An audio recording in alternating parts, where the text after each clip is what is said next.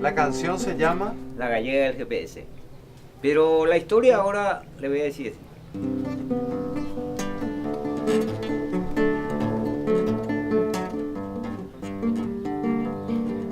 Había sufrido un desaire por un amor en mi pago, y para olvidar el mal trago se me ocurrió cambiar de aire. Decidí ir a Buenos Aires, ahí estaré convencido. A la ciudad nunca me había ido, pero me largué en mi coche y allí me agarró la noche mientras preguntar perdido. A la mañana siguiente pensé rumbear para el centro y digo, ¿cómo la encuentro? Si encima es un mar de gente. Le pregunté a un agente, me dijo que se le ofrece.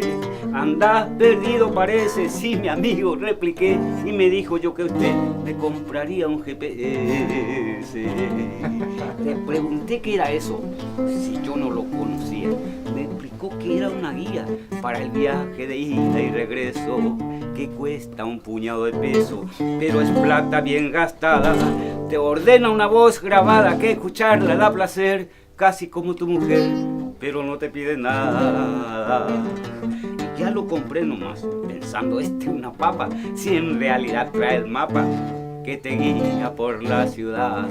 Pero lo lindo además, que a cualquier lugar se llega, y una alegría que se agrega al servicio que te brinda cuando te habla esa voz linda de una muchacha gallega. Te va explicando también, que yo no me explico cómo. Te dice atención un lomo, o sea al frente hay un badén. Te marca la liana del tren, ciudad, de pueblo, paraje, el aire, kilometraje, cuánto falta te detalla, y al costado de la pantalla te da los costos del viaje.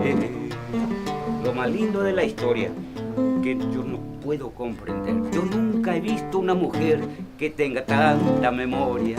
Debe tener trayectoria para un viaje como ese. Ahora mi deseo crece y ya que estoy sin mujer, solo pienso conocer la gallega de GPS.